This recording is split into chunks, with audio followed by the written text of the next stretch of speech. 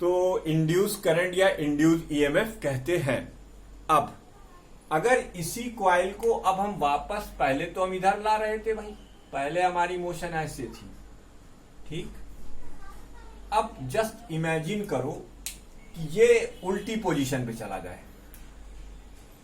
अब ये उल्टी पोजीशन पे जा रहा, मतलब इधर की तरफ मोशन में आ गया, तब क्या होगा भाई? तो इस पोजीशन पर सबसे ज्यादा फ्लक्स, फिर उससे कम फ्लक्स, फिर उससे कम फ्लक्स, फिर उससे कम फ्लक्स, यानी जीरो फ्लक्स। तो अब बेटा, अब फिर फ्लक्स चेंज हुआ, पहले फ्लक्स बढ़ रहा था, अब फ्लक्स घट रहा है।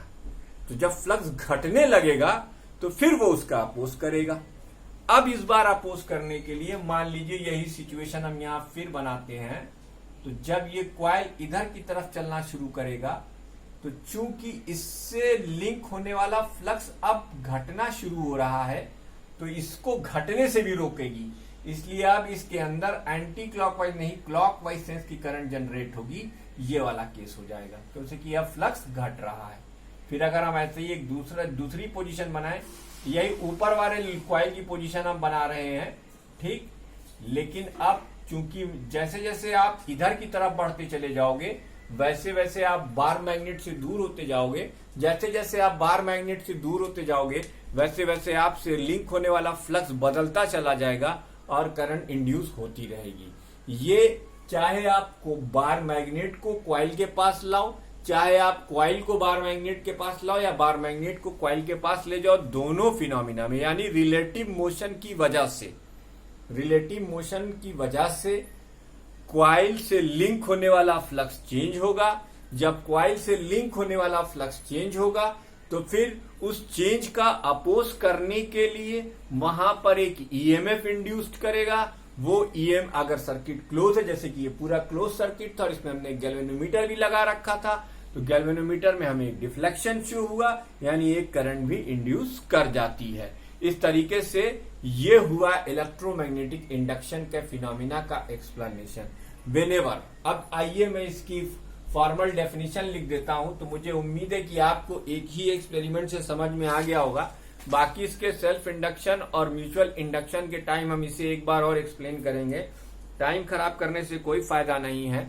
आप इलेक्ट्रोमैग्नेटिक इंडक्शन का फिनोमिना मेरे मुंह से सुन लीजिए, या फैराडे का फर्स्ट लॉ, ये फैराडे का लॉ था। What is electromagnetic induction? आप चाहे तो इसे नोट करें, चाहे तो इसे छोड़ दें। बहरहाल ये आपके समझाने के लिए था कि कैसे फ्लक्स चेंज होता है, वो फ्लक्स क्या होता है और फ्लक्स के चेंज होने से क्या होता है। तो आइए देखते हैं इलेक्ट्रोमैग्नेटिक इंडक्शन की डेफिनेशन क्या है। इलेक्ट्रोमैग्नेटिक इंडक्शन की डेफिनेशन ये है कि whenever flux linked with an electrical circuit changes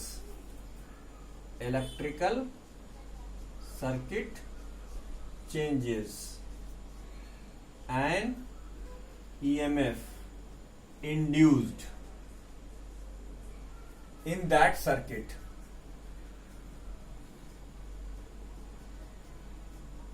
and if circuit is closed, a current flows through it. This current is known as induced current, क्योंकि इस current का कोई बैटरी सोर्स नहीं है भाई। अभी तक तो हमने जितने भी चैप्टर्स पढ़े, सब में हमने करंट को ड्रॉ करने के लिए बैटरी लगाई थी। इसमें हम कोई बैटरी नहीं लगा रहे। This current is known as induce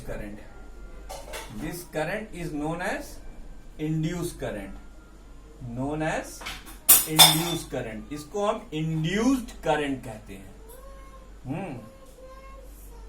and this phenomena is known as electromagnetic induction. This phenomena is known as electromagnetic induction. इसको हम इलेक्ट्रोमैग्नेटिक इंडक्शन के नाम से जानते हैं। ठीक, ये क्या है? Phenomena is known as electromagnetic induction. Clear? अब देखिए जनाब, electromagnetic induction, note this EMF lasts so long, this EMF lasts so long until the EMF is changing. EMF is changing. घबराइए नहीं, आपकी किताब से बहुत ज्यादा बताऊंगा. Is changing. That phenomena is known as, this EMF is lasts so long until the EMF is changing. Until the flux is changing. Sorry, until the flux is changing. जब तक फ्लक्स चेंज होता रहेगा तब तक होता रहेगा. Flux is changing. तो बच्चों ये कॉन्सेप्ट है इसका, until फ्लक्स इज चेंजिंग. ठीक, तो ये है फैराडे, ये है इलेक्ट्रोमैग्नेटिक इंडक्शन का फिनोमिना कि जब भी आप किसी सर्किट से लिंक होने वाले फ्लक्स को चेंज करेंगे तो उसमें एक ईएमएफ इंड्यूस करेगा. ठीक है, अब आइए पढ़ते हैं अब माइकल फैराडे का famous law of Michael Faraday. Faraday's law of electromagnetic induction. Faraday's law of electromagnetic induction. बहुत सारे एक्सपेरिमेंट्स करने के बाद माइकल फैराडे ने ये दो लॉ दिए. माइकल फैराडे एक ऐसे साइंटिस्ट है जो कोई भी बात तब तक नहीं कहते थे जब तक कि उसे एक्सपेरिमेंटली वेरीफाई न कर लें. तो ये जो फैराडे का फर्स्ट लॉ है ये भी उनके बहुत सारे एक्सपेरिमेंट का नतीजा है, जिसमें से एक एक्सपेरिमेंट के 2 वर्जन मैंने आपसे डिस्कस किए, जिसमें एक क्वाइल को हमने मूव कराया बार मैग्नेट की तरफ और फिर उसे मूव कराया away from the bar magnet. और आपने देखा कि जब क्वाइल से लिंक होने वाला फ्लक्स बदलता है तो वहां पर एक ईएमएफ इंड्यूस करता है और गैल्वेनोमीटर की वजह से वो करंट को ऑब्जर्व कर ले जाता है कि भाई बिना को सोर्स ऑफ करंट के करंट एग्जिस्ट कर रही है. ठीक है, इसका भी एक कॉज है. वो कॉज क्या है मैं आपको बताता हूं. तो इनका देखो फर्स्ट लॉ क्या है. फर्स्ट लॉ ये है, first law, whenever flux link with an electrical circuit changes, whenever flux linked with an electrical circuit changes and electrical circuit changes an EMF induced in the circuit. An EMF induced in the circuit whose magnitude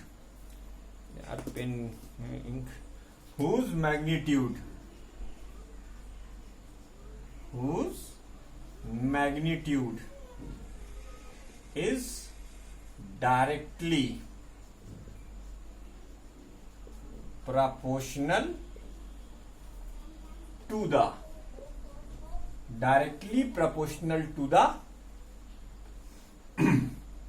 whose magnitude, whenever flux link with an electrical circuit changes an EMF induced in the circuit whose magnitude is directly proportional to the rate of change of flux. Rate of change of flux.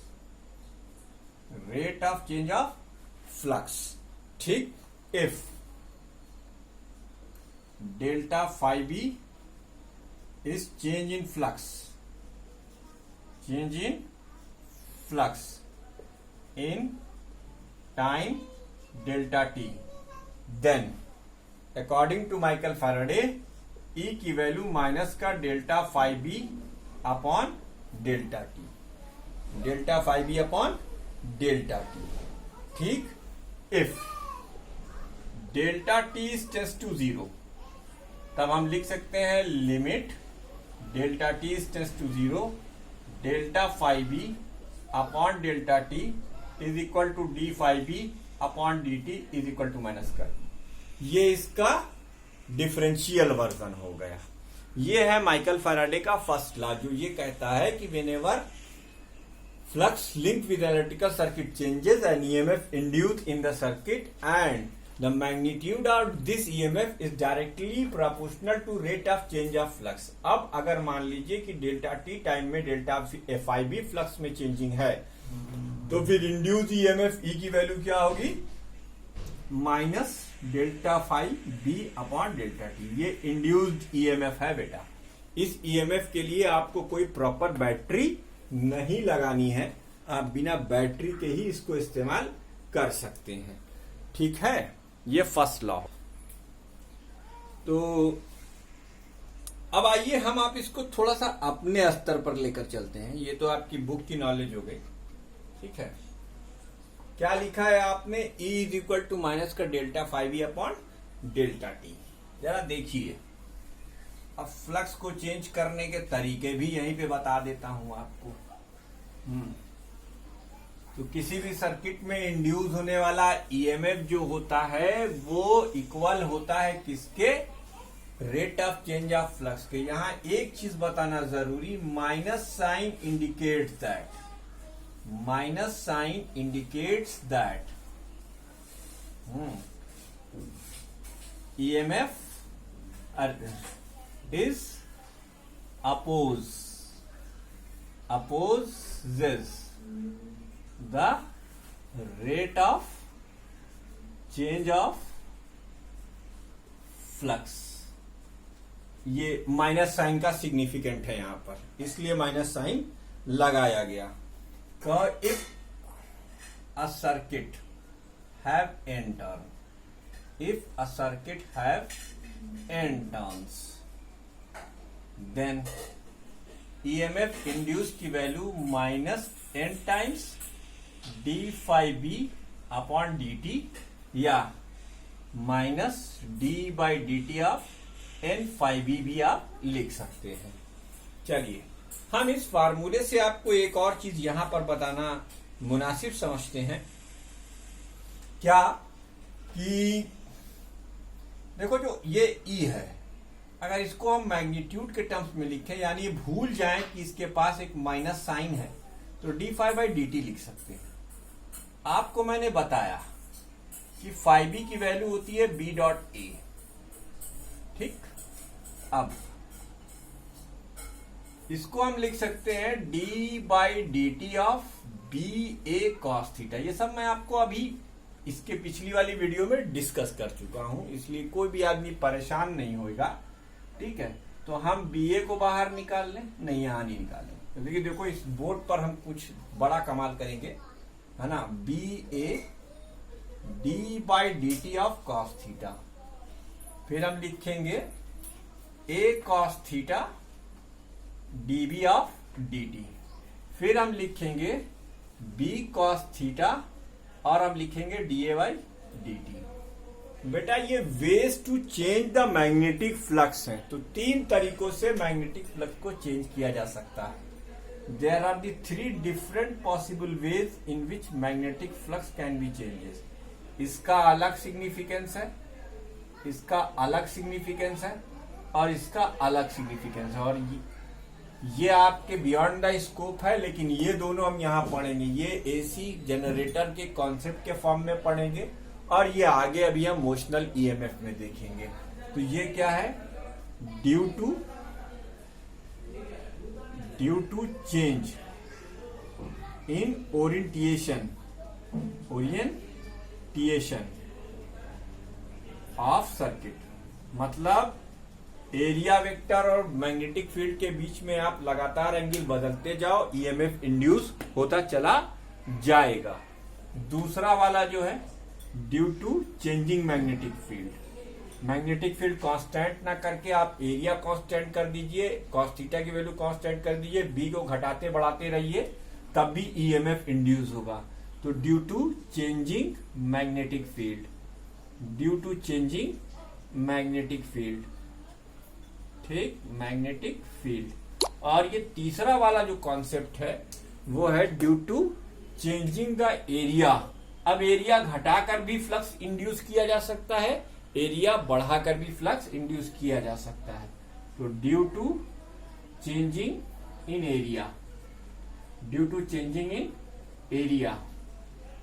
तो ये there are the three possible ways in which we can induce an EMF in an electrical circuit. किसी electrical circuit में हम इन तीन possible ways में EMF को induce करा सकते हैं। वीडियो को पॉज कर इसको नोट कर लीजिएगा, ये आपकी बुक में इतना अच्छा से नहीं दिया हुआ है। अब हम फैराडे का, देखो बेटा ये फैराडे का सेकंड लॉ नहीं है, क्योंकि फैराडे ने कुछ भी नहीं बताया था कि how will you calculate the direction of EMF. Actually ये न्यूमांस का लॉ है। कुमार मित्तल या उनके बेटे ने शायद वो बुक्स नहीं पढ़ी हैं जिसमें ये सब एक्सप्लेनेशन दिए हुए हैं। अब बहुत सारे काबिल हमारे इस क्वेश्चन पर क्वेश्चन मार्क लगाने लगते हैं कि आप कैसे कह सकते हैं। नहीं बेटा, Nootan is not the final book. Nootan को भी एक इंडियन राइटर ने कॉपी करके लिखा है और वो जिन जिन बुक से कॉपी किया है कहिए तो मैं आपको दिखा भी सकता हूँ। खैर मैं उनकी बुराई नहीं कर रहा हूँ, आपके स्कूल में चलती है, आप पढ़ते हैं, पढ़ते रहिए, मुबारक हो आपको। मेरा काम है आपको सच बताना। सच ये है कि फैराडे का ये लॉ था, लेकिन डायरेक्शन के बारे में फैराडे ने कोई बात नहीं की, इसीलिए न्यूमांस या लेंज लॉ हम पढ़ेंगे। तो आपने बचपन में शायद एक मुहावरा सुना हो, और हिंदी अगर आप पढ़ते हो तो ये मुहावरा यूज करते होंगे, जिस थाली में खाया उसी में छेद कर दिया। जिस थाली में खाया उसी में छेद कर दिया।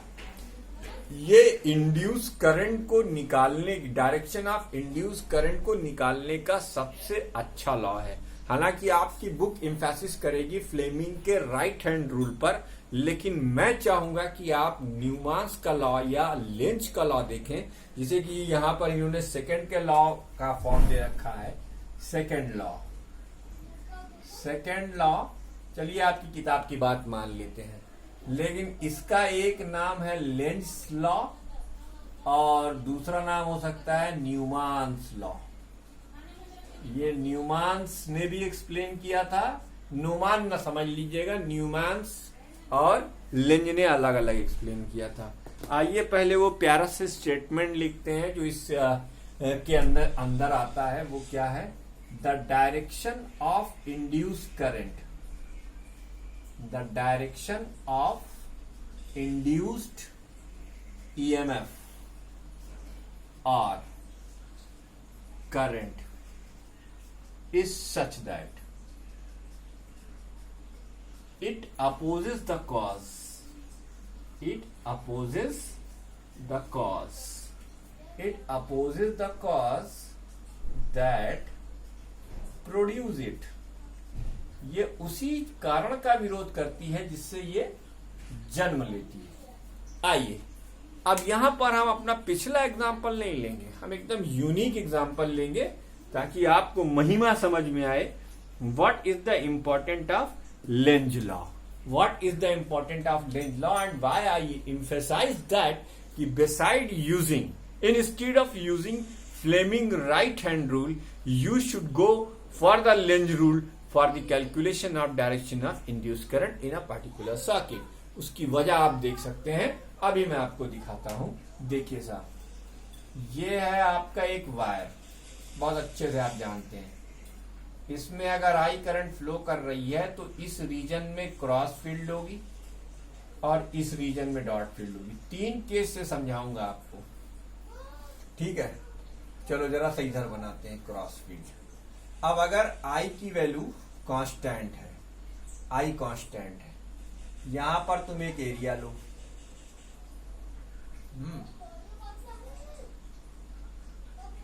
ये एक लूप है, करंट कैरिंग लूप है, लेकिन फिलहाल इसमें कोई करंट नहीं है। अब आई इज कांस्टेंट, एक कांस्टेंट करंट फ्लो कर रही थी, ठीक? तो चूंकि अगर यहां की magnetic as I is constant, as I is constant, तो ये जो बी का एक्सप्रेशन है mu naught upon 2 pi I by R is constant, ठीक।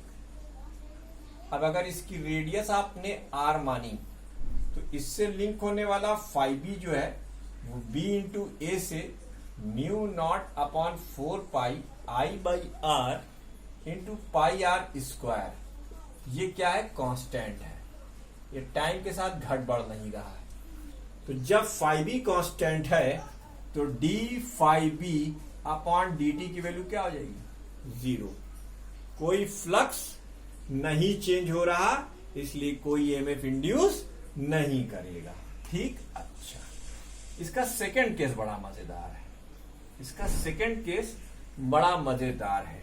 देखो, अब तुम्हारा यही आई है, लेकिन इस बार इंक्रीजिंग है। I is increasing, I is increasing, I increase कर रहा है। ठीक, यही पॉइंट है। इसको छोटा आर लो और ये वाली डिस्टेंस आर लो। ठीक, तब ये अच्छे से हो जाएगा आर स्क्वायर। अब आई इंक्रीजिंग कर रहा है, तो यहां पर जो तुम्हारा लूप है, ठीक, तो देखो phi B mu naught upon 4 pi I by R into, लेकिन कौन सा आई? आई इंक्रीजिंग, करंट इंक्रीज कर रही है तो मैग्नेटिक फील्ड भी इंक्रीज करेगी। और आपको मैं बता चुका हूं मैग्नेटिक फ्लक्स के इंक्रीज या डिक्रीज करने से भी ईएमएफ इंड्यूस्ड होता है। देखिए, increasing into pi R square. तो D phi B by D T is not constant. अब यहां पर ईएमएफ इंड्यूस करेगा। अब ईएमएफ जो इंड्यूस करेगा वो कैसे करेगा, उसकी डायरेक्शन क्या होगी, ये हमारे डिस्कशन का इश्यू है। देखो बेटा, यहां पे क्रॉस फील्ड है। अब यहां पर जब क्रॉस फील्ड है तो क्रॉस फील्ड का मतलब डाउनवर्ड डायरेक्शन की फील्ड है, तो जो मैग्नेटिक फ्लक्स लिंक होगा वो भी डाउनवर्ड डायरेक्शन में होगा, यानी क्रॉस फ्लक्स होगा। अब इस क्रॉस फ्लक्स के बढ़ने पर इस कॉइल की नेचुरल टेंडेंसी होगी कि उसको कम करे। उसको कम करने के चक्कर में वो क्या करेगी, वो इसके अंदर एक एंटी क्लॉकवाइज सेंस की करंट फ्लो कराएगी, ताकि इस करंट के थ्रू यहां पर जो फ्लक्स आए वो डॉट फील्ड बनाए। अगर वो डॉट फील्ड बनाएगा तो फिर ये क्रॉस और डॉट एक दूसरे का विरोध करेंगे और इसकी वजह से इसमें करंट इंड्यूस होगी, जिसकी पोलरिटी कुछ इस तरीके से होगी। अगली वीडियो में हम इसके आगे की कथा डिस्कस करेंगे। ठीक है, यहां तक